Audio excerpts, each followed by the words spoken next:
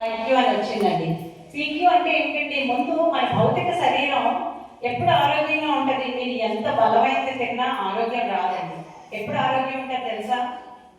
మనం ఆందోళన లేకుండా ప్రశాంతంగా తిన్న తిండిని ఆనందిస్తూ ఉంటేనే వస్తుంది. అవునా కాదంటారా?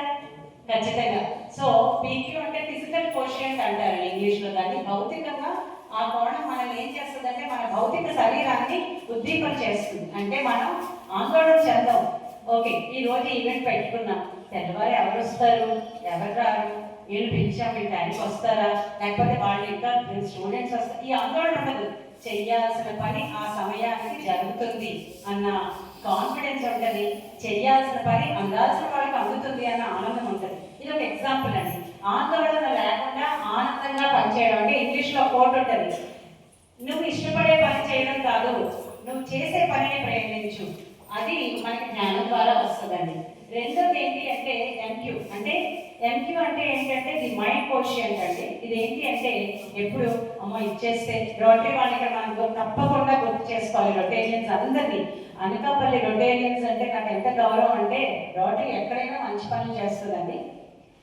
లేమి నుంచి సమృద్ధి వరకు చేయడానికి వాళ్ళు రియల్ ఎగ్జాంపుల్. వాళ్ళందరికీ ఆత్మ ప్రణామాలు.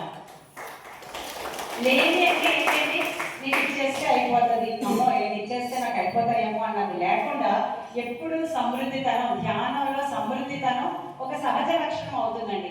ఇప్పుడు రెండు సహజ లక్షణాలు నాకు వస్తాయి ధ్యానంలో. మొట్టమొదటి ఏంటి? ఆనందం. ఆనందంగా ఉన్నప్పుడు ఉదయం 4 నుంచి రాత్రి 1 గంటల వరకు పనిచేస్తానండి. ఇదే ఉత్సాహంతో చేస్తాను. కారణం ఏంటంటారు? నేనేమి ప్రోటీన్, కార్బోహైడ్రేట్ అలా తినడం తప్పని అన్ను. తినే ఆహారాన్ని ప్రసాద భావంతో తింటూ అసలైన ఆహారం మన ఆలోచనలు, మనం చేసే పనులు అని నమ్ముతాం. సో ఇక్కడ ఆనందం నుంచి సమృద్ధిలోకి వెళ్తామండి. సమృద్ధిలో నుంచి మనం ఈక్యూ, ఎమోషనల్ కోషియంట్ అంటారండి. ఎమోషనల్ కోషియంట్ అంటే ఇది ప్రజెంట్ జనరేషన్ చాలా మందికి నేను ధ్యానాన్ని చెప్పడానికి ముఖ్య ఉద్దేశం ఏంటి అంటే తొందరగా డిప్రెస్ అవ్వడం, కోరిక దొరకకపోతే జీవితం మీద విరక్తిని పెంచుకోవడం, ఇలాంటివి కాకుండా నేను ఇలా ఉండడానికి కారణం నా అధ్యాపకులు, లేకపోతే నా స్కూలు, నా కాలేజు, నా తల్లిదండ్రులు, నేను చిన్నవారు, ఇలాంటివి కాకుండా నింద నుంచి మనం ఎక్కడికి వెళ్తాం తెలుసా అండి? బాధ్యత తీసుకోవడం వైపు వెళ్తాం. నువ్వు ఇస్తే నేను తీసుకుంటాను అని చూసే స్థితి నుంచి నేను ఈ పని చేస్తాను, నేను సైతం మనకి శ్రీశ్రీ గారు చెప్పారండి, నేను చెయ్యాల్సిన పని చెయ్యడం అనేది మన ఉద్దేశం. సో ఇక్కడ నిందించాం, నా పరిస్థితికి ఏదైనా బాధ్యత తీసుకోవడం మొదలు పెడతాం. సో నింద నుంచి బాధ్యత వైపు వెళ్ళడం ఎక్కడొస్తో తెలుసా అండి? నేను ఒక్కటినే చేస్తాను అని అనుకోకుండా నలుగురితో కలిపి చేస్తానని ప్రతి ఒక్కడు అనుకున్నప్పుడు, సమయాన్ని మంచి పనులకు వినియోగించినప్పుడు మనము రెస్పాన్సిబిలిటీ తీసుకుంటామండి. ట్రూ లీడర్షిప్ క్వాలిటీ ఏంటి తెలుసా అండి? బాధ్యత తీసుకోవడం. ఇది నాది కాదులే, ఒడ్డు మీద ఏదో అవుతుంది, నాది కాదులే, అలా కాకుండా మనకి అవసరమైన చోట అవసరమైన శక్తిని పెట్టడం అన్నది ఎమోషనల్ ఇంటెలిజెన్స్ అండి. దీనివల్ల మిత్రత్వం వస్తుంది. ఎలాంటి మిత్రత్వం? ముందు మనల్ని మనం గౌరవించుకుంటూ మనతో మనం మిత్రత్వంలో ఉంటాము. మనతో మనం మిత్రత్వంతో ఉన్న వాళ్ళు కాన్ఫిడెంట్గా ఉంటారు, ధైర్యంగా ఉంటారు, ప్రేమతో ఉంటారు, సహనంతో ఉంటారు. ఎప్పుడు ఇతరులకి ఇవ్వాలి, వాళ్ళకి అవసరమైంది అనే భావనతో ఉంటారు. అప్పుడు ఏమవుతుందో తెలుసా అండి? మనతో మన మిత్రత్వం నుంచి మన కుటుంబంతో మిత్రత్వం, మన స్నేహితులతో మిత్రత్వం, మన సమాజంతో మిత్రత్వం, మన ప్రకృతితో మిత్రత్వం, వసుదైక కుటుంబ తత్వంలో ఉంటామండి. ఎమోషనల్ ఇంటెలిజెన్స్ నాకు చాలా ఇష్టమైనది. మనం ఎంతో మందితో మిత్రత్వంలో ఉంటూ ఎంతో అద్భుతమైన పని చేయడమే ఈ జన్మ సాఫల్యం అని అర్థం చేసుకుంటాం. ఇక్కడ ఐక్యూ అంటే ఏంటంటే ఇంటెలిజెంట్ కోషియంట్ అంటారు, అంటే ఇంటెలెక్చువల్ కోషియంట్. ఇంటెలెక్చువల్ కోషియంట్ అంటే ఏంటి తెలుసా అండి? ఇక్కడ చక్కగా దానికి ఇంగ్లీష్ పదానికి తెలుగు పదానికి చిన్న జిమ్మిక్ ఉంటుంది అని మీకు చెప్తాను. స్థిరమైన ఆలోచన అంటే ఇది నేను స్థిరంగా ఆలోచించగలను, నేను ఏదైనా స్థిరంగా చేయగలను అన్నది కొన్నిసార్లు మనకి డిసడ్వాంటేజ్ అవుతుంది. Strong mind will not allow new changes. Patricia చెప్పారు, ధ్యానం అంటే చేంజ్, మార్పు. ధ్యానం అంటే ఎదుగుదల, గ్రోత్ అని చెప్పారు. ఇక్కడ స్థిరమైన ఆలోచన అంటే నేను ఇలాగే ఉంటాను, నేను ఇలాగే చేస్తాను, నేను చేసిందే రైట్ అని కాకుండా అభివృద్ధి దిశగా నేను వెళ్ళాలి, నలుగురితో వెళ్ళాలి. మేము ఇక్కడ డిఈఓ సార్ని డిఐఓ సార్ని నేను చాలా చాలా కృతజ్ఞతలు తెలుపుకుంటున్నాను. వాళ్ళ దగ్గరికి వెళ్ళినప్పుడు వాళ్ళు నా కుటుంబం అని నాకు అనిపించారండి. మంచి పని చేయడానికి రక్త సంబంధమే కానక్కర్లేదండి. ఇంత మంచి పని చేస్తున్నప్పుడు మాకు టైం లేదు, చాలా బాగా చేస్తున్నారని అనొచ్చు, కానీ శ్రద్ధగా విని ఆయన మోటో కూడా ఏం చెప్పారు తెలుసండి?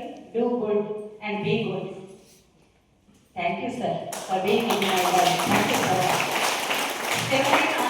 అభివృద్ధి అంటే అదండి. ఎక్కడ ఒక నది మనకి చెప్తుంది, ఇక్కడ స్ట్రాంగ్గా ఉండు, ఇక్కడ ఒక రాయి వచ్చింది పక్కకు వెళ్ళు, పర్వాలేదు, నేను ఇలాగే వెళ్తాను అనుకోదండి నది. ప్రకృతి మనకి నేర్పించేది జ్ఞానమే. మనం ప్రకృతిని ఈ పువ్వు ఎప్పుడు తెంపుదామా, దీన్ని ఎక్కడ పెడదామా, ఇక్కడ ఏం చేద్దామని చూస్తాం. కానీ ధ్యానం చేస్తే దేనిని ఎలా వాడాలో అన్న విజ్ఞత ముందు మనకు వస్తుందండి. సో అభివృద్ధి దిశగా అంటే మీ అందరి చేతిలోని సమయం ఉంటుంది, అందరి చేతిలోని వనరులు ఉంటాయి. స్పెషల్లీ చిన్నతనం నుంచి నా 12వ ఏళ్ళ నుంచి నేను చేసిన ధ్యానం నేను ఎలా ఉండాలో నాకు నేర్పించింది, ఎలా ఉండకూడదో కూడా నాకు నేర్పించిందండి. ఇది చాలా ఇంపార్టెంట్.